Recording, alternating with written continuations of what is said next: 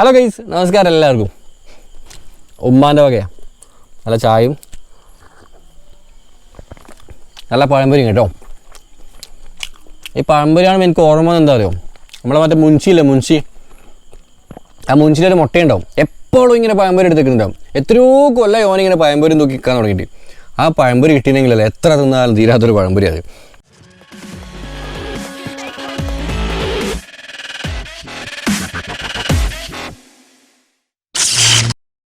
അപ്പം നമസ്കാരം എല്ലാവർക്കും. നമ്മളിങ്ങനെ കഥ പറയലാണല്ലോ. കഥ പറയലിൻ്റെ 5ാമത്തെ എപ്പിസോഡാണ്. എന്നുവെച്ചാൽ നമ്മുടെ കേരള ടു സിംഗപ്പൂർ യാത്രയുടെ 2ാമത്തെ പാർട്ടാണ് കേട്ടോ. അപ്പം കഴിഞ്ഞ എപ്പിസോഡ് കാണാത്തവർ എന്തായാലും കാണുക. പ്ലേലിസ്റ്റ് ഞാൻ ഫസ്റ്റ് കമൻറ്റ് കൊടുത്തിട്ടുണ്ട്, എല്ലാവരും കാണുക കേട്ടോ. അങ്ങനെ നമ്മളിപ്പോൾ ഉള്ളത് എവിടെയാണ്? യെല്ലാപ്പൂരിലുള്ളത്. അപ്പം യെല്ലാപ്പൂർ കഴിഞ്ഞ എപ്പിസോഡ് ഞാൻ യെല്ലാപ്പൂരിനെ പറ്റി കുറച്ച് തള്ളിയിട്ടൊക്കെ പറഞ്ഞിരുന്നു, ഭയങ്കര സംഭവമാണെന്നൊക്കെ. അപ്പോൾ ആൾക്കാർ വിചാരിക്കുന്നത് ഭയങ്കര സിറ്റിയാണ്. സിറ്റി ഒന്നുമല്ല, ചെറിയ വെച്ചാൽ കുറച്ച് കടകളുള്ള ഒരു സ്ഥലമാണ് യെല്ലാപ്പൂർ. അപ്പം ഈ കേരളത്തിൽ നിന്ന് മഹാരാഷ്ട്രയിലേക്കോ അല്ലെങ്കിൽ ദൂര യാത്രകൾ പോകുന്ന ലോറിയിലെ ഡ്രൈവർമാരുടെ ഒരു താവളമാണ് യെല്ലാപ്പൂർ. യെല്ലാപ്പൂർ നമുക്ക് ടയർ വർക്ക്ഷോപ്പ് ഉണ്ട്, അതുപോലെ നമുക്ക് നല്ല മലയാളിയുടെ ഭക്ഷണശാലയുണ്ട്, അതുപോലെ മെക്കാനിക്കൽ ഹെൽപ്പ് ഉണ്ട്, പിന്നെ നമുക്ക് എന്ത് വേണമെങ്കിലും അതൊക്കെ ഉണ്ട്. അതിലുപരി നമുക്ക് അവിടുന്ന് ഭക്ഷണം പാചകം ചെയ്യാനുള്ള സൗകര്യമുണ്ട്. കുളിക്കാൻ നല്ല ചെറിയൊരു തോടുണ്ട്, ടോയ്ലറ്റ് പോകാം, പബ്ലിക്കായിട്ട് ടോയ്ലറ്റ് പോകാൻ ഇഷ്ടംപോലെ കാടുണ്ട്. ലോറി ഡ്രൈവർമാർക്ക് ഇത്ര പോരെ, പിന്നെ അവരുടെ സ്വർഗ്ഗമില്ലേ. അങ്ങനെയാണ് യെല്ലാപ്പൂർ ലോറി ഡ്രൈവർമാരുടെ സ്വർഗ്ഗമായിട്ട് മാറുന്നത്. അങ്ങനെ നമ്മൾ യെല്ലാപ്പൂർ എത്തി. ഇപ്പം രാവിലെ എത്തിയത്. അപ്പം നമ്മളേതായാലും അവിടെ സ്റ്റേ ചെയ്തിട്ട് വൈകുന്നേരം യാത്ര പുറപ്പെടാനാണ് പ്ലാൻ ചെയ്തത്. കാരണം തലേന്ന് വിട്ടതല്ല. ഒരിക്കലും ഇവരെ ഈ ഒരു ഓറഞ്ച് തോട്ടത്തേക്ക് വണ്ടി എടുത്ത് പോകുന്നില്ല നമ്മൾ ഡ്രൈവർമാരെ. ഒരിക്കലും ഇവിടെ നിന്ന് വിട്ടു. നമ്മൾ കഴിഞ്ഞ ട്രിപ്പിൽ നമ്മൾ UP ഡ്രൈവർമാരെ കണ്ടപ്പോൾ എവിടെ നിർത്താതെയല്ല ഇവർ പോകുന്നത്. ഇവർ ഭയങ്കര വ്യത്യസ്തമായിട്ടാണ്. ഇവരെല്ലാ സ്ഥലങ്ങളിലും നിർത്തി പതുക്കെ പോകും. അങ്ങനെ എല്ലാം ഗ്യാസ് സ്റ്റവും കാര്യങ്ങളൊക്കെ എടുത്ത് പുറത്തിട്ടു. ആദ്യം തന്നെ ഇവർ വണ്ടിയുടെ ബ്രേക്കിൻ്റെ ഒരു പ്രശ്നമുണ്ട്. ലാൻഡറാണെന്ന് എൻ്റെ ഓർമ്മ, പ്രശ്നം ഉണ്ടായിരുന്നു. അത് അവിടെ അവർ കയറ്റി അത് ശരിയാക്കി. അതിന് ശേഷം പിന്നെ പാചകം ചെയ്യാൻ തുടങ്ങി. അപ്പോൾ ഞാൻ എൻ്റെ ലൈഫിൽ ആദ്യമായിട്ടാണ് ഇങ്ങനെ പാചകം ചെയ്യുന്നത് കാണുന്നത്. നമ്മൾ ഒരുപാട് ഔട്ട്ഡോറൊക്കെ പോയിട്ടുണ്ടാവും, നമ്മൾ ഒരുപാട് ഫുഡൊക്കെ നമ്മൾ പാചകം ചെയ്തിട്ടുണ്ടാവും. പക്ഷേങ്കിൽ ഈ ലോറിക്കാരെങ്ങനെയാണ് പാചകം ചെയ്യുന്നത്? അവരുടെ ആ ഒരു മൊമെൻ്റ് എൻ്റെ ലൈഫിൻ്റെ ഗതിയെ മാറ്റി. അവരവിടെ വെച്ച് പാചകം ചെയ്ത് കഴിച്ച ആ ഒരു രംഗം അല്ല, അവരുടെ അനുഭവം ഞാൻ ഷൂട്ട് ചെയ്തിട്ട് ഞാൻ യൂട്യൂബിൽ ഇട്ടതാണ്. അതോടുകൂടിയാണ് എൻ്റെ ചാനൽ ക്ലിക്കായത്. ഓൾറെഡി അവിടെ എത്തുന്നതിന് മുമ്പായിട്ട് ഒരു എപ്പിസോഡ് ഞാൻ അപ്ലോഡ് ചെയ്തു. ആദ്യത്തെ യാത്ര, ഫസ്റ്റ് ഡേ എന്നൊക്കെ പറഞ്ഞിട്ട്. എനിക്ക് വലിയ വ്യൂവേഴ്സൊന്നും ഇല്ലായിരുന്നു. പക്ഷെങ്കിൽ അവരൊന്നും അവിടെ കാണിച്ച ആ ഒരു രീതി, കാരണം 2 ലോറികൾ അടുപ്പിച്ചടുപ്പിച്ചിട്ടു. എന്നിട്ട് ആ ലോറിയുടെ ഡ്രൈവറുടെ ആ ഡോറ് മുതൽ ഈ ലോറിയുടെ ഡ്രൈവറില്ലേ, രണ്ടും അടുപ്പിച്ചടുപ്പിച്ചാണ്. നമുക്ക് 2 ലോറിയിൽ അങ്ങോട്ടും ഇങ്ങോട്ടും നടന്ന് കളിക്കാം. ഒരു ലോറിയുടെ അകത്ത് അവർ മണ്ണെണ്ണ സ്റ്റൗ എടുത്ത് വെച്ചു. അതിൻ്റെ മുകളിൽ പാത്രം വെച്ച് അവർ ചോറ് വെച്ചു. നല്ല അരിപൊടി തടിയിലെ അരിയുടെ ചോറ് വെച്ചു. നല്ല പരിപ്പ് കറി വെച്ചു. പരിപ്പ് കറി ലോക്കലൊന്നല്ല, നല്ല കടുകൊക്കെ വറുത്തിട്ട് നല്ല അടിപൊളി പരിപ്പ് കറി വെച്ചു. ഉണക്കമീൻ പൊരിച്ചു. അതുപോലെ പിന്നെ ചില പ്രത്യേക അച്ചാറ് പോലത്തെ ഈ കാന്താരി മുളകിൻ്റെ എങ്ങാണ്ട് അതുണ്ടായിരുന്നു. എല്ലാം കൂടി ആകെ കൂടി ഒരു വിഭവ സമൃദ്ധമായ സദ്യ. ഞങ്ങൾ 5 പേർക്ക് വേണ്ടിയിട്ട് ആ ഒരു ലോറിക്കുള്ളിൽ പാചകം ചെയ്യുന്ന. അപ്പം ഞാനിതൊക്കെ ക്യാമറയിൽ ഇങ്ങനെ പകർത്തുന്നുണ്ട്, ഇവർ പാചകം ചെയ്യുന്നത്. കാരണം ഇതൊക്കെ എനിക്ക് പുതുമയുള്ള കാഴ്ചകളാണ്. ഞാനിതൊന്നും അറിയുന്നില്ല. ഞാൻ വിചാരിക്കുന്ന ലോറിക്കാർ ഹോട്ടലിൽ നിർത്തുന്നു, കഴിക്കുന്നു, പോകുന്നു. പക്ഷെ അതിലുപരി ഇവർ സ്വന്തമായിട്ട് പാചകം ചെയ്യുന്ന നല്ല ബെസ്റ്റ് ഫുഡും, ഒരു കുറവും പറയാനില്ലാത്ത ഫുഡും. ആ സമയത്ത് വിശപ്പുള്ളത് കൊണ്ടാണ് എല്ലാ ഭക്ഷണത്തിനും വിശക്കുന്നവൻ്റെ മുമ്പിൽ ദൈവം പോലും അപ്പായിട്ട് വരും. ഞാൻ ഓൾറെഡി കഴിഞ്ഞ എപ്പിസോഡിൽ പറഞ്ഞ ഡയലോഗ്. നല്ല ഫുഡും. അങ്ങനെ ഫുഡിൻ്റെ കാര്യം പറഞ്ഞ് ഓർമ്മ ചെറിയ വിശപ്പുണ്ട് കേട്ടോ. അങ്ങനെ അതൊക്കെ ഞാൻ പകർത്തി. അപ്പം ഇവരെന്നോട് ഇവരുടെ കാര്യങ്ങളൊക്കെ ഷെയർ ചെയ്യാൻ തുടങ്ങി. ലോറി ഡ്രൈവർമാരുടെ പ്രശ്നങ്ങൾ, ഇത് എന്നൊക്കെ പറഞ്ഞിട്ട്. പിന്നെ എൻ്റെ കഴിഞ്ഞൊരു എപ്പിസോഡ് കണ്ടിട്ട് ഏതോ ഒരു പെൺകുട്ടി, അവളെനിക്ക് എൻ്റെ ഇൻസ്റ്റയിൽ എനിക്കൊരു മെസ്സേജ് അയച്ചിട്ടുണ്ടായിരുന്നു. ഷക്കീർ ബ്രോ, ലോറിക്കാരൊക്കെ നല്ലതാണോ? അവരുടെ കൂടെ ഞങ്ങൾക്കൊക്കെ ഇങ്ങനെ ലിഫ്റ്റ് അടിച്ച് പോകാൻ പറ്റുമോ? ഞാൻ വിചാരിച്ചു ഇതെന്താ ഒരു പെൺകുട്ടി എന്ന് ഇങ്ങനെ ചോദിക്കുന്നത്. പിന്നീട് എനിക്ക് മനസ്സിലായത് മലയാളികളുടെ ഇടയിൽ ലോറി ഡ്രൈവേഴ്സ് എന്ന വിഭാഗത്തിനെ പറ്റിയിട്ട് വളരെ മോശമായൊരു ഒരു ഒരു ഒരു ചിന്താരീതി ആ സമയത്ത്. ഇപ്പം കേരളത്തിൽ ഒരുപാട് ഡ്രൈവർമാരുടെ ഫേസ്ബുക്ക് ഗ്രൂപ്പുകളും അവരൊക്കെ ഭയങ്കര ചങ്കുകളാണ്, ഓൺലൈൻ ചങ്കുകൾ. പക്ഷെ ആ സമയത്ത് അങ്ങനെയായിരുന്നു 2018 കാലഘട്ടത്തിലൊക്കെ. അപ്പോൾ ആ ഒരു ചിന്താഗതി മാറ്റണമെന്ന് എനിക്ക് തോന്നി. അങ്ങനെ ഞാൻ അവരോട് ചോദിച്ചു, നിങ്ങൾ എൻ്റെ വീഡിയോയിൽ സംസാരിക്കുമെന്ന് വെച്ചാൽ അവർ സംസാരിക്കാമെന്ന് പറഞ്ഞു. അതിലൊരു ക്ലീനർ അദ്ദേഹത്തിൻ്റെ വിഷമം പറഞ്ഞു. അദ്ദേഹം കല്യാണം കഴിക്കാൻ നോക്കിയിട്ട് പെണ്ണ് കിട്ടാത്തൊരു സിറ്റുവേഷനായിരുന്നു. ലോറി ഡ്രൈവർ ക്ലീനർ ആയതുകൊണ്ട് ആരും പെണ്ണ് കൊടുക്കുന്നില്ല. അത് വളരെ വ്യക്തമായിട്ട് അദ്ദേഹം പറഞ്ഞു. പിന്നെ ഒരു ലോറി ക്ലീനർ ആയതുകൊണ്ട് നമുക്ക് പെണ്ണൊന്നും കിട്ടുന്നില്ല, ആർക്കും നമ്മൾ വേണ്ട. ഒരു മനസ്സിൽ തട്ടിയ ഒരു വാക്കായിരുന്നു. ആ ഒരു വിഷ്വൽ വല്ലാതെ അങ്ങ് വൈറലായി. സോഷ്യൽ മീഡിയയിൽ മുഴുവനും ആ വിഷ്വൽ വൈറലായി, ആ വീഡിയോ വൈറലായി. 10 മിനിറ്റായിരുന്നു ആ വീഡിയോൻ്റെ ലെങ്ത്ത്. ആ വീഡിയോ നല്ല രീതിയിൽ വൈറലായി. അവരൊക്കെ നല്ല രീതിയിൽ പ്രതികരിച്ചു. ഞാൻ അവരോട് ചോദിച്ചു, ഒരു കുട്ടി, ഒരു പെൺകുട്ടി നിങ്ങളുടെ ലോറിയിൽ കയറി നിങ്ങളുടെ കൂടെ യാത്ര ചെയ്യും, നിങ്ങൾ അവളെ പീഡിപ്പിക്കും, അല്ലെങ്കിൽ നിങ്ങൾ അവരെ റേപ്പ് ചെയ്യുമോ, നിങ്ങൾ അവരെ സുരക്ഷിതമായിട്ട് എത്തിക്കുമോ? എന്താണ് നിങ്ങൾക്ക് തോന്നുന്നത്? മറ്റുള്ള ഡ്രൈവർമാരുടെ സ്വഭാവം വെച്ച് അവരെങ്ങനെ ചെയ്യും? അപ്പോൾ ഇവരെല്ലാവരും ഒരേപോലെ പറഞ്ഞത്, ഇല്ല, ഞങ്ങളൊരിക്കലും ചെയ്യില്ല, ഒരിക്കലും ഞങ്ങൾ ചെയ്യില്ല. അത് അവർ ക്യാമറയുടെ മുമ്പിൽ ആളാകാൻ വേണ്ടി പറഞ്ഞതല്ല, അവരുടെ മനസ്സിൽ തട്ടിയത് തന്നെ പറഞ്ഞത്. നിങ്ങൾ തന്നെ ഒന്ന് ആലോചിച്ച് നോക്കുക. കേരളത്തിൽ എവിടെയെങ്കിലും എപ്പോഴെങ്കിലും കേരളത്തിലെ ചരക്ക് ലോറി ഡ്രൈവർമാർ കേരളത്തിൻ്റെ അകത്ത് എവിടെയെങ്കിലും ഒരു പെണ്ണിനെ പീഡിപ്പിച്ചതായിട്ടോ എന്തെങ്കിലും ഒരു വാർത്ത നിങ്ങൾ കേട്ടിട്ടുണ്ടോ? ഈ ചാർലി സിനിമയിലെ നായിക ആദ്യമായിട്ട് വന്ന് ഇറങ്ങുന്നൊരു സീനുണ്ട്. ലോറിയിൽ ഇങ്ങനെ ചാടിയിട്ട് അപ്പോൾ ആ ലോറി ഡ്രൈവർ പറയുന്നുണ്ട് പെങ്ങളെ എന്ന് പറഞ്ഞ് ഇറക്കി വിടുന്നൊരു സീനുണ്ട്. ഞാൻ ലോറിയിൽ യാത്ര ചെയ്തൊരു വ്യക്തി ആയതുകൊണ്ട് ആ ഡ്രൈവർ ആ പെൺകുട്ടി എങ്ങനെയാണ് നോക്കിയത്?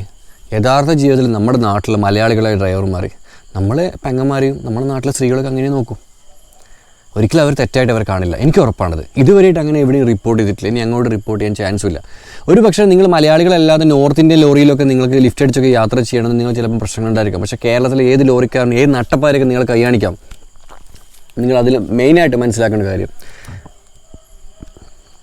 ലക്ഷക്കണക്കിന് രൂപയുടെ കോടിക്കണക്കിന് രൂപയുടെ ചരക്കാണ് പുറകെ കിടക്കുന്നത്. മുതലാളി ഈ വണ്ടിയും ഈ ചരക്കും ഈ ഡ്രൈവറെ വിശ്വസിച്ചിട്ടാണ് താക്കോൽ കൊടുത്ത് വിടുന്നത്.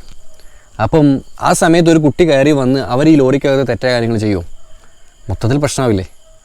പിന്നെ അവർക്കും കുടുംബമൊക്കെ ഉള്ളതല്ലേ, അവരൊക്കെ മനുഷ്യന്മാരല്ലേ. ഇവരൊക്കെ ഒരു ദിവസം പണി മുടക്കണം, നമ്മളൊക്കെ അന്നം മുട്ടും. അപ്പം മനസ്സിലാവും ലോറിക്കാരുടെ വില എന്താണ്. അതോടുകൂടി എൻ്റെ ചാനലിലെ ഗതി അങ്ങ് മാറി. അവിടുന്ന് ഞങ്ങൾ നേരെ അമരാവതിയാണ് പോയിക്കൊണ്ടിരുന്നത്. അപ്പം അപ്പോഴൊന്നും ഞാൻ ഈ വീഡിയോ അപ്ലോഡ് ചെയ്തിട്ടില്ല, കാരണം എഡിറ്റ് ചെയ്യണമല്ലോ. 2 ദിവസം കൂടുമ്പോഴൊക്കെ ഒരു വീഡിയോ വരുന്നത്. ഞങ്ങളങ്ങനെ ഇങ്ങനെ അമരാവതി പോയിക്കൊണ്ടിരിക്കുന്നു. പോകുന്ന പോക്കിൽ ഞാൻ വീഡിയോ എടുക്കുന്നുണ്ട്. ഹുബ്ലി വഴി അങ്ങനെ പോന്നു. ഞാൻ അതിനിടയിൽ ഒന്ന് കിടന്നൊക്കെ ഉറങ്ങി. ഞങ്ങൾ പിറ്റേ ദിവസമാണ്. അതിനിടയിൽ വേറെ കാര്യം നടന്നു. പോകുന്ന വഴിയിൽ ഞങ്ങളൊരു സൈഡിൽ നിർത്തിയിട്ട് ഭക്ഷണം കഴിക്കാനല്ല, വേറെന്തൊരു ആവശ്യം നിർത്തിയിട്ട് ഒരു മണിക്കൂർ എങ്ങാണ്ട് അവിടെ വെയിറ്റ് ചെയ്തിട്ടില്ല. അതിനിടയിൽ മറ്റേ ലോറിയിൽ നിന്നും കുറച്ച് പണം നഷ്ടപ്പെട്ടു. മൂപ്പർക്ക് ഭയങ്കര ടെൻഷനാണ്. കാരണം അവർ സാധനം വാങ്ങാൻ വേണ്ടി പോകുന്ന, ഓറഞ്ച് എടുക്കാൻ വേണ്ടി പോകുന്ന, ആ ഓറഞ്ച് എടുക്കാൻ വേണ്ടി പോകുമ്പം അതിനുള്ള പണം അവരുടെ കയ്യിലുണ്ടാവും. ചരക്ക് വാങ്ങാൻ പോകുന്ന ലോറികളിൽ എപ്പോഴും പണം ഉണ്ടാവും. പക്ഷെ നിങ്ങളാരും മോഷ്ടിക്കാനൊന്നും പോകണ്ട. ഇപ്പോൾ അതൊക്കെ മാറി. ഇപ്പം മുതലാളിമാരുടെ നേരെ ഡയറക്റ്റ് ഓൺലൈൻ പേയ്മെൻ്റ് കേട്ടോ. പിന്നെ ആ സമയത്ത് ചരക്ക് ലോറിയിലൊക്കെ പണം സൂക്ഷിക്കുക. അവർ ചരക്ക് കൊടുക്കുന്നതായിക്കോട്ടെ, ചരക്ക് വിറ്റ് വരുന്നതായിക്കോട്ടെ, പണമായിട്ട് വരിക. അതാരും അടിച്ചു മാറ്റി. ഏകദേശം 40,000 രൂപ 50,000 രൂപ എങ്ങാണ്ട് അടിച്ചു മാറ്റിക്കൊണ്ട് പോയി. ഭയങ്കര ടെൻഷന്. ലാസ്റ്റ് പിന്നെ വേറൊന്നും ചെയ്യാൻ പറ്റില്ല, പോയി സഹിച്ചേക്ക് തന്നെ. ഇപ്പോൾ നാട്ടിൽ നിന്നൊക്കെ അദ്ദേഹം വേറെ എങ്ങനെ പൈസ ഒക്കെ അറേഞ്ച് ചെയ്തു. ഞങ്ങളെ വണ്ടിയല്ല, മറ്റേ വണ്ടിയാണ്. കാരണം ഞങ്ങളെ വണ്ടിയിൽ ഇവർ പുറത്തു പോയാലും ഞാൻ അതിൻ്റെ അകത്ത് തന്നെ ഉണ്ടാവും, എപ്പോഴും ഉണ്ടാവും. എഡിറ്റിംഗ് ഒക്കെ ആയിട്ട് ഞാൻ എവിടെയും പോവില്ല, അതിനകത്ത് തന്നെ ഇടും. ഈ ലാപ്ടോപ്പൊക്കെ ചാർജിനൊക്കെ ആണെങ്കിൽ മാത്രമേ ഞാൻ പുറത്തിറങ്ങും. ഞങ്ങളങ്ങനെ അമരാവതിയിലെത്തി. അമരാവതി എന്ന് വെച്ച് കഴിഞ്ഞാൽ ഓറഞ്ചിൻ്റെ ഒരു നഗരമാണ്. മഹാരാഷ്ട്ര സംസ്ഥാനത്താണ് അമരാവതി ഉള്ളത്. കേരളത്തിലെ ഒട്ടുമിക്ക ജില്ലകളിലും അമരാവതി നിന്ന് ഓറഞ്ച് വരുന്നത്. അപ്പോൾ ഞങ്ങൾ അവിടെ പോയി ഒരു ഓറഞ്ച് തോട്ടത്തിൻ്റെ ഒരു സ്പോട്ടിൽ അവിടെ കൊണ്ടുപോയി വണ്ടി കയറ്റിയിട്ടു. ഒരുപാട് ലോറികളുണ്ട്, മലപ്പുറത്തു നിന്നും തൃശ്ശൂരിൽ നിന്നും അവിടെ നിന്ന് ഇവിടുന്നേക്ക് ഒരുപാട് ലോറികളുണ്ട് അവിടെ. അവിടുത്തെ ഒരു സിസ്റ്റം എന്താണെന്ന് വെച്ച് കഴിഞ്ഞാൽ, ഇപ്പോൾ ഒരു ലോറി വന്നു കഴിഞ്ഞാൽ അവർക്ക് നേരെ പോയിട്ട് ഓറഞ്ച് എടുക്കാൻ പറ്റില്ല. ഒരുപാട് ലോറിക്കാണ്, ക്യൂ ഉണ്ടാവും. ആദ്യം വന്നവൻ ആദ്യം, രണ്ടാമത് വന്നവൻ രണ്ടാമത്, അങ്ങനെ ഓരോ ലോറിക്കാരോട് പോയി കഴിഞ്ഞിട്ടാണ് പിന്നെ അടുത്ത ലോറി പോകുന്നത്. ഞങ്ങൾ അവിടെ എത്തിയത് വൈകുന്നേരമാണ്, ഒരു രാത്രി ആ സമയത്ത് ഞങ്ങളവിടെ എത്തിയത്. അവിടെ എത്തി പിന്നെ ആരുമില്ല, മൊത്തം പൂട്ടി, ലോറി ഉണ്ട് പുറത്ത്. കാരണം അത് കോമ്പൗണ്ടൊക്കെ കാലിയാണ്, ആൾക്കാരൊക്കെ വീട്ടിൽ ഉറങ്ങാൻ പോയിട്ടുണ്ടോ. അങ്ങനെ ലോറി എവിടെ സൈഡാക്കി എല്ലാവരും ലോറിയിൽ കിടന്ന് ഉറങ്ങാൻ തുടങ്ങി. ഞാൻ മെല്ലെ ഇറങ്ങി പുറത്ത് നോക്കുമ്പം പുറത്ത് പോയി. അപ്പോൾ അവിടെ ഒരുപാട് മനുഷ്യർ കിടന്നുറങ്ങുന്നു. നമ്മുടെ നാട്ടിലെ നാടോടികളൊക്കെ ടെൻ്റ് അടിച്ച് കിടക്കുന്നുണ്ടോ, ഈ റോഡ് സൈഡിൽ കുട്ടികളും ഫാമിലിയൊക്കെ ആയിട്ട്, അതുപോലത്തെ ഒരു ടീം. ഞാൻ അവരുടെ സൈഡിലായിട്ട് എൻ്റെ ടെൻ്റ് എടുത്തു, ഞാൻ അവിടെ അടിച്ചു. ടെൻ്റ് അവിടെ അടിച്ചു മീൻസ് ഈ കാണുന്ന ഈ ടെൻ്റ് ഞാൻ അവിടെ ഓപ്പണാക്കി ഞാൻ അവിടെ കിടന്നുറങ്ങി. രാവിലെ ഒച്ചപ്പാടും വെള്ളം കേട്ടിട്ട് എണീക്കുന്നത്. കലവില നോക്കുമ്പോൾ ഇവിടെ കിടന്ന ആൾക്കാരാണ്. ഇത് അവിടെ ജോലി ചെയ്യുന്ന സ്റ്റാഫുകളാണ്. പക്ഷേ ഓറഞ്ച് തോട്ടത്തിലും മറ്റും ജോലി ചെയ്യുന്ന ആൾക്കാരാണ്. ഇവർ വരുന്ന നോർത്ത് ഇന്ത്യയിൽ നിന്ന്, ഉത്തർപ്രദേശിൽ നിന്നും മധ്യപ്രദേശിൽ നിന്നൊക്കെ വരുന്ന വില്ലേജ് ഗ്രാമീണരാണ്. അവർ കുടുംബമായിട്ട് വരും, ഇവിടെ നിൽക്കും, ഇവിടുന്ന് ജോലി ചെയ്യും, എന്നിട്ട് പോകും. അപ്പോൾ അവർ താമസിക്കുന്നത് പുറത്ത് നിലത്ത് ഷീറ്റിട്ടിരും. പിന്നെ ഈ ഫാമിൻ്റെ ഉള്ളിൽ മൂലക്കൊക്കെ ചുരുണ്ട് കൂടിയിട്ട് ഇവർ കിടന്നുറങ്ങുന്നത്. കുട്ടികളൊക്കെ ഉണ്ട്, 10 വയസ്സിൽ കുട്ടികളൊക്കെ ജോലി ചെയ്യുന്നു. എനിക്ക് ഭയങ്കര അത്ഭുതമായി. ഞാൻ അവരുടെ അടുത്ത് പോയി, ഞാൻ അവരോട് സംസാരിച്ചു. ഞാൻ ആ ക്ലിപ്പ് നിങ്ങൾ കാണിച്ചു തരാം. कितने क्लास पे? किधर? MP अभी स्कूल नहीं है? अब कितना दिन में आ जाएगा इधर से घर को? 3 महीने स्कूल नहीं जाएगा? आपका कोई प्रॉब्लम नहीं है? अगर स्कूल नहीं गया तो कुछ प्रॉब्लम नहीं है? कुछ मालूम क्या? ABCDEFG मालूम है? मालूम नहीं है? 1 2 3 4 5 6 7 8 9 10 मालूम है? वो भी मालूम नहीं है? अब क्या पढ़ाई करता है स्कूल पे? पैसा कितना है हाथ में दिखाओ. क्या लिएगा? चॉकलेट लिएगा? इधर कुछ काम करता है? ऑरेंज इसका अंदर. आपको कितना उम्र है? एज कितना है? 16. अभी काम करता है? पढ़ाई कुछ नहीं है? अपन जाते नहीं. क्यों? अपन बचपन से नहीं जाते. पढ़ाई का शौक नहीं है, बस काम करना है, कमाना है. कितना मिलेगा एक दिन में इधर? 300 रुपये. अब खर्चा पूरा कितना हो जाएगा एक दिन के लिए? एक दिन के लिए खर्चा कितना आएगा? तो पूरा नहीं, आपको एक दिन में इधर 300 रुपये मिलेगा ना, तो इधर खाना पीने के लिए वही 300 खर्चा करेगा. सही है. കേട്ടോ, ഞാൻ ആ പയ്യനോട് ചോദിച്ചത് സ്കൂളിൽ പോകുന്നില്ലേ, പഠിക്കണ്ടേ? അപ്പോൾ അവൻ പറഞ്ഞ് സ്കൂളൊന്നും പോകണ്ട, പഠിക്കണ്ട. പിന്നെ ഇങ്ങനെ. അപ്പോൾ എനിക്ക് ഭയങ്കര അത്ഭുതമായി.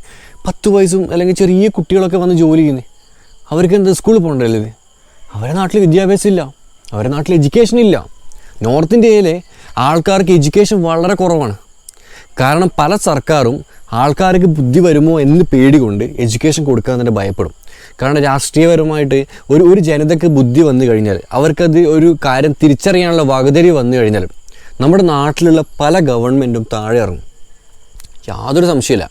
കാരണം മതം എന്ന് പറഞ്ഞ ഒരു സാധനം തലയിൽ കുത്തിക്കയറ്റിയിട്ട് ജനങ്ങൾക്ക് വിദ്യാഭ്യാസം കൊടുക്കാതെ അവരെ അടിമകളെ പോലെ വോട്ട് ചെയ്യിപ്പിക്കുന്ന ആൾക്കാർ ഇപ്പോഴും നമ്മുടെ രാജ്യത്തുണ്ട്. അതിൻ്റെ തെളിവുകളാണ് ഓരോരോ തെരഞ്ഞെടുപ്പിന് കാണുന്ന വിജയങ്ങൾ. അത് നിങ്ങൾക്ക് അറിയണമെങ്കിൽ നിങ്ങൾ നോർത്ത് ഇന്ത്യൻ സംസ്ഥാനങ്ങളിലൊന്ന് കറങ്ങി അടിച്ചാൽ മതി. എനിക്ക് ഭയങ്കര ടെൻഷനായി. ചെറിയ മക്കളെ കാണുമ്പം നമുക്കൊന്നും ചെയ്യാൻ പറ്റില്ല. അവർ ഭയങ്കര ഹാപ്പിയാണ്. അവർക്ക് പൈസ ഒന്നും വേണ്ട, അവർ ഭയങ്കര ഹാപ്പി. അവർക്ക് തുച്ഛമായ വരുമാനം മാത്രമേ അവർക്ക് അവിടെ നിന്ന് കിട്ടുന്നുള്ളൂ, എന്നാലും അവർ ഹാപ്പി.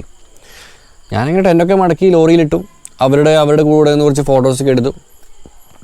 ഞാൻ അവിടുന്ന് നേരെ പിന്നെ നമ്മുടെ ലോറിക്കാർക്കാണെങ്കിലേ അവർക്ക് വൈകുന്നേരം മാത്രമേ ഇനി ലോഡ് ചെയ്യാൻ പറ്റൂ, അല്ലെങ്കിൽ നാളെ. കാരണം അവരെ നമ്പർ വന്നിട്ടില്ല. അതിന് മുമ്പ് ഒരുപാട് വണ്ടികളുണ്ട്. എനിക്കാണെങ്കിൽ അമരാവതിയല്ല പോകേണ്ടത്. എനിക്കങ്ങോട്ട് പോകേണ്ടത് സിംഗപ്പൂർ എത്തണം. സിംഗപ്പൂരേക്ക് എത്തണം. നമ്മളിപ്പോൾ ഇന്ത്യയിൽ മഹാരാഷ്ട്രയിൽ ഫസ്റ്റ് ഡെസ്റ്റിനേഷൻ എത്തിയിട്ടുള്ളൂ. അവിടുന്ന് അടുത്ത ലൊക്കേഷൻ എനിക്ക് നാഗ്പൂരേക്കാണ്. വൈകുന്നേരത്തിനുള്ളിൽ പോകണം. അങ്ങനെ നോക്കുമ്പോൾ അപ്പോൾ ഒരു KL10 വണ്ടി കാണുന്നു. ഞാൻ അവരോട് പോയി സംസാരിച്ചു. മലപ്പുറത്തിലെ തിരൂർ ഭാഗത്തു നിന്നുള്ള വണ്ടിയാണ്. അവിടുത്തെ ഒരു ഫ്രൂട്ട്സിൻ്റെ ടീമിൻ്റെ വണ്ടിയത്. അവർ ഓറഞ്ച് എടുക്കാൻ വന്ന. അപ്പോൾ അവർ ഓറഞ്ച് തോട്ടത്തിലേക്ക് പോലും. ഞാനങ്ങനെ എൻ്റെ കൂടെ വന്ന് അവരുടെ ടീമിനോട് ഞാൻ പറഞ്ഞു, പിന്നെ ഞാൻ ഒരു കാര്യം ചെയ്യാം, അവരുടെ കൂടെ പോയിട്ട് ഓറഞ്ച് തോട്ടമൊക്കെ കണ്ടിട്ട് വരാം, നിങ്ങളിവിടെ കിടന്ന് ഉറങ്ങിക്കോ എന്ന് പറഞ്ഞു. അവർ പറഞ്ഞു ഓക്കെ. നമ്മൾ കാഴ്ച കാണാൻ വന്നതല്ലേ, നമ്മൾ ഉറങ്ങാൻ വന്നതല്ലല്ലോ. അപ്പോൾ നമുക്ക് കാഴ്ചകൾ കാണാൻ കിട്ടുന്ന അവസരം നമ്മളത് മാക്സിമം മുതലാക്കണം. അങ്ങനെ അവരോട് സംസാരിച്ച് എൻ്റെ സാധനങ്ങളൊക്കെ ഇവിടെ വെച്ച് ക്യാമറ എടുത്തു. ഞാൻ ഈ നമ്മുടെ മലപ്പുറത്തുള്ള നമ്മുടെ ഡ്രൈവർമാരുടെ കൂടെ പോകാൻ വേണ്ടി തീരുമാനിച്ചു. അവരുടെ ലോറിയിൽ കയറിയിരുന്നു. വണ്ടിയിൽ മുഴുവനും കാലി ബോക്സുകളാണ്. കാലി ബോക്സുകൾ എന്ന് വെച്ചാൽ ഈ ഓറഞ്ചിൻ്റെ കാലി ബോക്സുകളാണ് വണ്ടിയിൽ മുഴുവനും.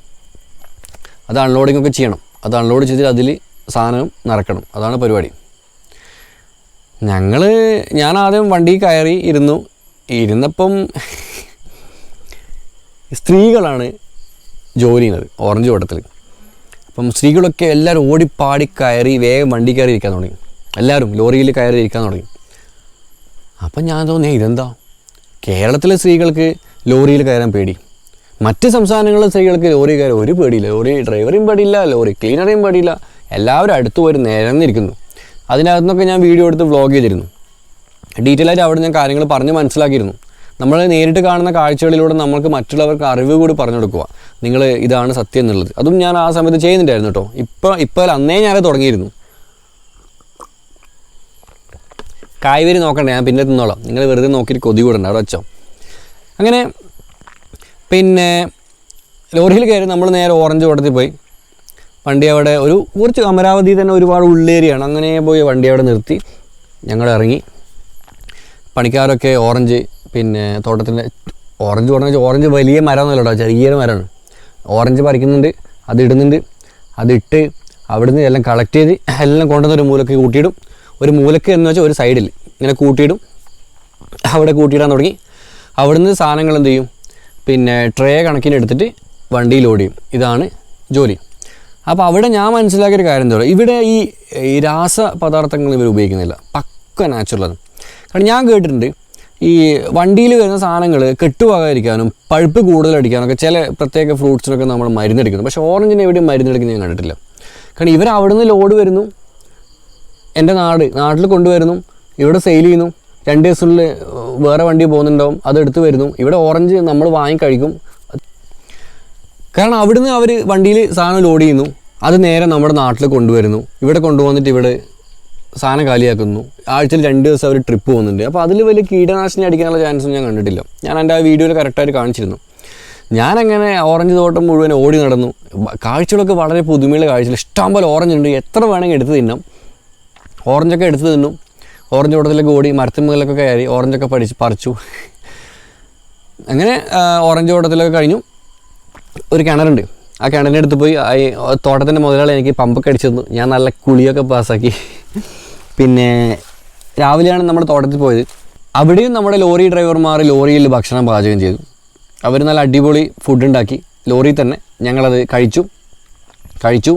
വൈകുന്നേരത്തോടു കൂടി ലോഡിംഗ് ഒക്കെ ഫുള്ളായി, എല്ലാം കെട്ടി ലെവലാക്കി ഞങ്ങൾ അമരാവതിയിൽ നിന്ന് മെല്ലെ ഇറങ്ങി. അമരാവതിയിൽ നിന്ന് അവർ വിട്ടു. ഞാൻ അവരുടെ കൂടെ വന്നു, പഴയ സ്ഥലത്തേക്ക് വന്നു. അവിടെ നിന്ന് എൻ്റെ ബാഗൊക്കെ എടുത്തു, ഈ വണ്ടിയിൽ ട്രാൻസ്ഫർ ചെയ്തു. ഇവരോട് ഞാൻ പറഞ്ഞു, എന്നെ നിങ്ങൾ പോകുന്ന വഴിക്ക് നിർത്തി തന്നാൽ മതി. നാഗ്പൂരേക്കാണ് എനിക്ക് പോകേണ്ടത്. അപ്പോൾ പോകുന്ന ഹൈവേയിൽ എവിടെയെങ്കിലും എന്നെ നിർത്തി തന്നാൽ മതി, അവിടെ നിന്ന് ഞാൻ പൊക്കോളെന്ന് പറഞ്ഞു. അങ്ങനെ ഇവരെന്നെ ഒരു ബസ് സ്റ്റാൻഡ് ഉണ്ടായിരുന്നു.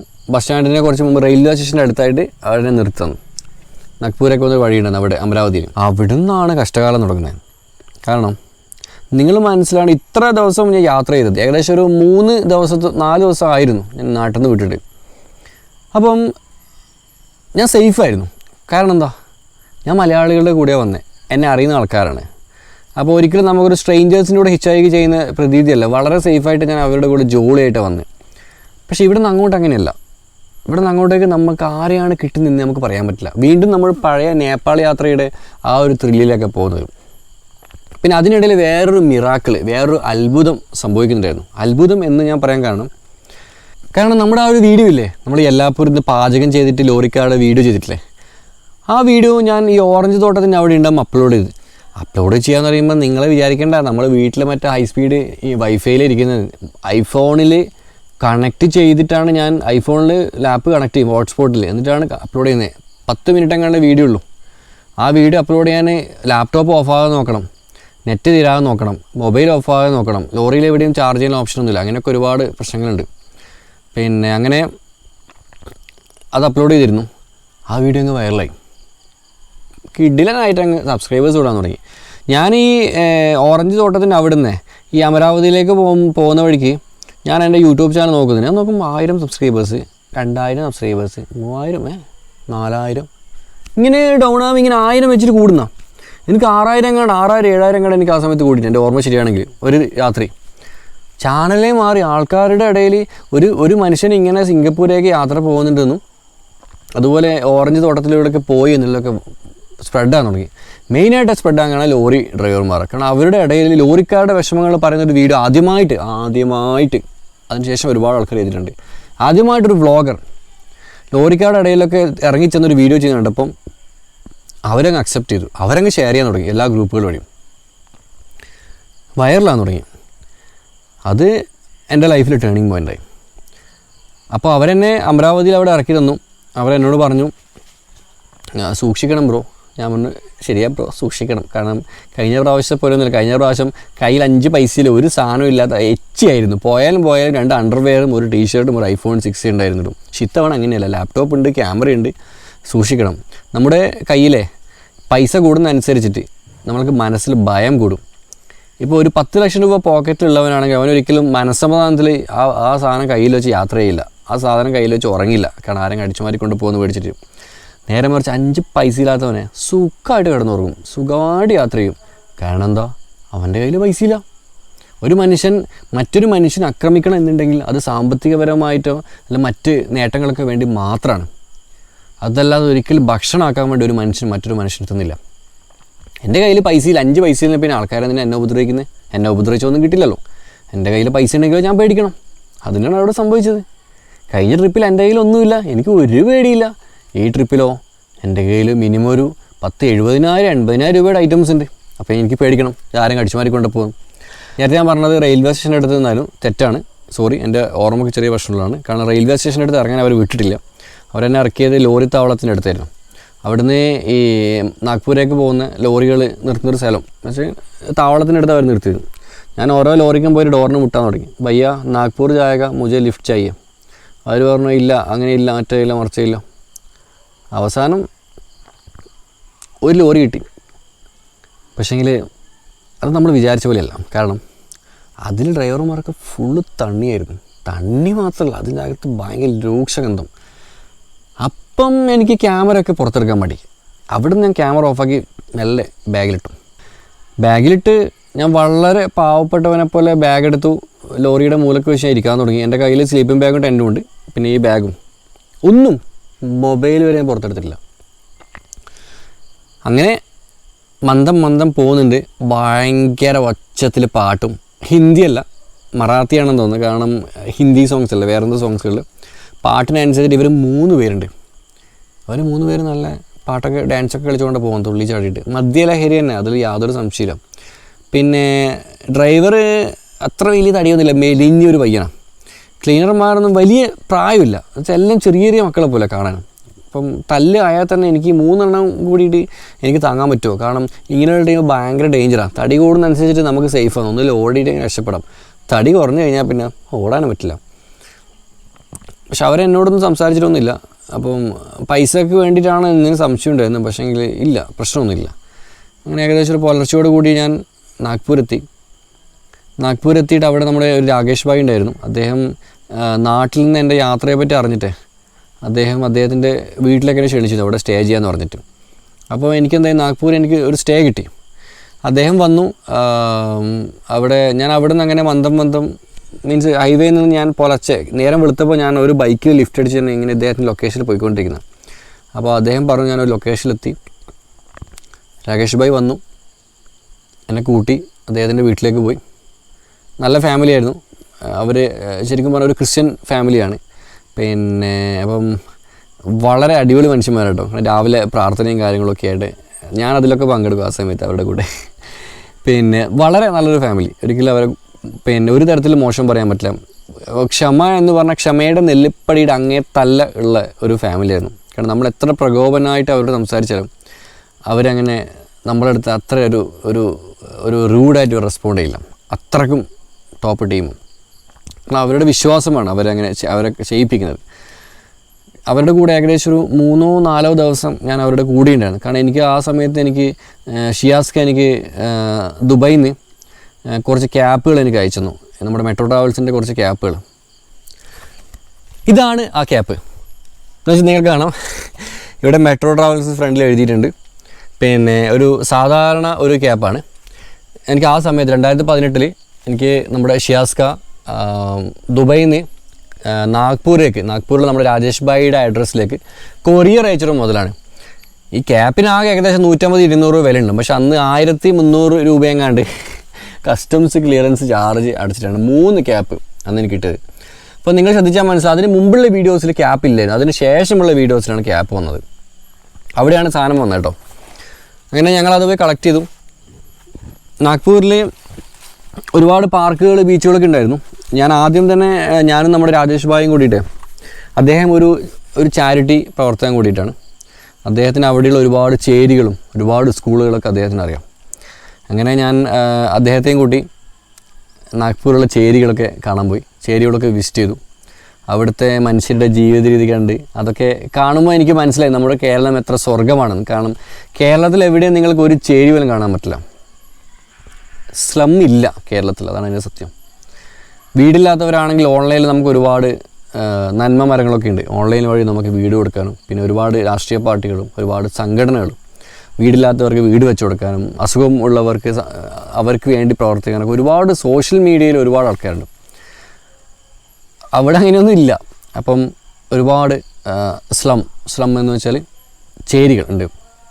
ഞാൻ ആ ചേരിയുടെ അകത്ത് പോയി അവരുടെ കാര്യങ്ങളൊക്കെ അന്വേഷിച്ച് ഒരു എപ്പിസോഡ് മുഴുവൻ അവരെ പറ്റി ഞാൻ ചെയ്തു. ആ വീഡിയോ നിങ്ങൾക്ക് യൂട്യൂബിൽ കാണാം കേട്ടോ. ചെയ്തു. അതിനുശേഷം ഞാൻ നാഗ്പൂരിലുള്ള സ്കൂളുകളിൽ പോയി. നല്ല അടിപൊളി സ്കൂളാട്ടോ, അടിപൊളി സ്കൂളാണ്. അവരുടെ എഡ്യൂക്കേഷൻ സിസ്റ്റമൊക്കെ സൂപ്പറാണ്. സ്കൂളിൽ പോയി അതിൻ്റെ അകത്ത് കയറി അവരുടെ പെർമിഷനോട് കൂടി വീഡിയോസൊക്കെ എടുത്തു. അങ്ങനെ അവിടെയൊക്കെ ആ ഒരു ലെവലിലെത്തുമ്പം ചാനലിൽ കുറച്ച് നല്ലൊരു ഹൈപ്പ് വരാൻ തുടങ്ങി. കാരണം 10 മിനിറ്റ് വീഡിയോ ഇട്ട് എന്നോട് ആൾക്കാർ 10 പോരാ 15 വേണമെന്ന് പറഞ്ഞു. 15 മിനിറ്റ് ആയപ്പോൾ എല്ലാവരും പറഞ്ഞു 15 പോരാ 20 വേണം. 20 മിനിറ്റ് ആയപ്പോൾ എന്നോട് പറഞ്ഞു 20 പോരാ 30 വേണം. അങ്ങനെ 30 മിനിറ്റിൽ ഞാനങ്ങ് ഒതുക്കി. 30 മിനിറ്റ് ആകാൻ തുടങ്ങി വീഡിയോ നാഗ്പൂർ മുതൽ. അവിടെ ഞാൻ ഒരു മലയാളിയുടെ കടയൊക്കെ ഷൂട്ട് ചെയ്തിട്ട് എനിക്ക് ഓർമ്മയുണ്ട്. കാരണം അറിയാലോ, യൂട്യൂബർ എന്ന നിലയിൽ ഞാനൊരു തുടക്കക്കാരനാണ്. പക്ഷെങ്കിൽ കഴിഞ്ഞ ഒരു 10-15 വർഷമായി ഞാൻ സെയിൽസ് ഫീൽഡിൽ വർക്ക് ചെയ്താൽ സാധനങ്ങൾ വിൽക്കുക വാങ്ങുക. അതുകൊണ്ട് ഒരു പ്രൊഡക്റ്റിനെ എങ്ങനെ ഹാൻഡിൽ ചെയ്യണമെന്ന് എനിക്ക് കുറച്ച് ഐഡിയ ഉണ്ട്. നല്ലോണം കമ്മ്യൂണിക്കേഷൻ സ്കിൽസും ഉണ്ട്, സംസാരിക്കണം. അതുകൊണ്ടൊക്കെയാണ് എനിക്ക് പിടിച്ചു നിന്നത്. നാഗ്പൂരിൽ ഏകദേശം ഒരു 4-5 ദിവസം കണ്ട് നാഗ്പൂർ സ്റ്റേ ചെയ്തു. രാജേഷ് ഭായിയുടെ വീട്ടിലായിരുന്നു. 5 ദിവസം അദ്ദേഹത്തിൻ്റെ ഭാര്യ, അദ്ദേഹത്തിൻ്റെ മാതാപിതാക്കൾ അവരെനിക്ക് ഭക്ഷണമൊക്കെ തന്നു. അവരുടെ ഒരു വീട്ടിൽ റൂം എനിക്ക് സൗകര്യങ്ങൾ ഉണ്ടാക്കി തന്നു. അവിടെ ഞാൻ എൻ്റെ വീഡിയോസൊക്കെ നല്ല രീതിയിൽ എഡിറ്റ് ചെയ്തു. കാരണം രാജേഷ് ഭായിയുടെ സിമ്മും എൻ്റെ സിമ്മും ഒക്കെ വെച്ചിട്ട് നമ്മൾ അപ്ലോഡ് ചെയ്ത വീഡിയോസ്. പിന്നെ ഇൻ്റർനെറ്റ് കണക്ഷൻ ഓക്കെയാണ്. പക്ഷേങ്കിൽ അപ്പോഴൊന്നും എനിക്കറിയില്ലായിരുന്നു ഇനി വരാൻ പോകുന്നതാണ് ഈ യാത്രയിൽ ഏറ്റവും പ്രധാനപ്പെട്ട യാത്ര എന്നുള്ളത്. കാരണം നാഗ്പൂരിൽ നിന്നും കൊൽക്കത്ത വരെ അടുത്ത യാത്ര. നാഗ്പൂരിൽ നിന്ന് കൊൽക്കത്ത 1000 മുകളിൽ കിലോമീറ്റർ ദൂരമുണ്ട് എൻ്റെ ഊഹം ശരിയാണെങ്കിൽ. 2-3 സംസ്ഥാനങ്ങൾ കടന്നിട്ടുണ്ട് അവിടെ എത്തണമെങ്കിൽ ആ ഡെസ്റ്റിനേഷനിൽ. ആ വഴിയിലെ യാത്ര ഈ കേരള ടു സിംഗപ്പൂർ യാത്രയിലെ ഏറ്റവും ബെസ്റ്റ് മൊമെൻ്റ് ആയിരുന്നു. ഇന്ത്യ പാർട്ടിലെ ഏറ്റവും ബെസ്റ്റ് മൊമെൻ്റ് ആയിരുന്നു. അത് വല്ലാത്ത രസം കേട്ടോ. ഏതായാലും ആ ഒരു പാർട്ടിലെ വിശേഷങ്ങൾ നമുക്ക് അടുത്ത എപ്പിസോഡ് കാണാം കേട്ടോ. കാരണം ഓൾറെഡി സമയം കുറേയായി. പിന്നെ നമുക്ക് ഈ ഒരു എപ്പിസോഡ് വൈൻഡപ്പ് ചെയ്യേണ്ട സമയമായി. പിന്നെ നാളെ നമ്മൾ പറയാൻ പോകുന്നത് നാഗ്പൂരിൽ നിന്നും കൊൽക്കത്തയിലേക്കുള്ള യാത്രാമധ്യേ ഞാൻ അനുഭവിച്ച ഒരുപാട് കാര്യങ്ങൾ, അതാണ് ഞാൻ പറയാൻ പോകുന്നത്. പിന്നെ ഒരുപാട് നന്ദി, സ്കിപ്പ് ചെയ്യാതെ കണ്ടതിന് ഒരുപാട് നന്ദി, സപ്പോർട്ടിന് ഒരുപാട് നന്ദി. പിന്നെ വീഡിയോ ഇഷ്ടപ്പെട്ട എന്തായാലും ലൈക്ക് ചെയ്യുക, കമൻറ്റ് ചെയ്യുക. ചാനൽ സബ്സ്ക്രൈബ് ചെയ്യാത്തവർ എന്തായാലും സബ്സ്ക്രൈബ് ചെയ്യുക. സബ്സ്ക്രൈബ് ചെയ്യൂ എന്ന് പറയുന്നത് വേറെ ഒന്നും കൊണ്ടല്ല, കുറച്ച് സബ്സ്ക്രൈബേഴ്സ് കൊണ്ട് കൂടാൻ വേണ്ടിയിട്ടാണ്. പലരുടെയും വിചാരം സബ്സ്ക്രൈബ് ബട്ടൺ ഞെക്കി കഴിഞ്ഞാൽ പൈസ പോകുന്നതാണ്. ഒന്നുമില്ല, മാസം ഒന്നും ചിലവോ കാര്യങ്ങളൊന്നുമില്ല. ജസ്റ്റ് അത് ക്ലിക്ക് ചെയ്തിട്ട് പോയാൽ മതി. നിങ്ങൾ എൻ്റെ സബ്സ്ക്രൈബേഴ്സ് ഫാമിലിയിൽ മെമ്പറായി കേട്ടോ അതിൻ്റെ അർത്ഥം. അപ്പോൾ ഒരുപാട് നന്ദി കേട്ടോ, ഒരിക്കലും കൂടെ ഒരുപാട് നന്ദി. നാളത്തെ കിടിലൻ വിശേഷങ്ങളുമായിട്ട് അടുത്ത എപ്പിസോഡ് കാണാം. വീഡിയോ കണ്ടതിന് ശേഷം ചാനൽ സബ്സ്ക്രൈബ് ചെയ്യാൻ മറക്കരുത്.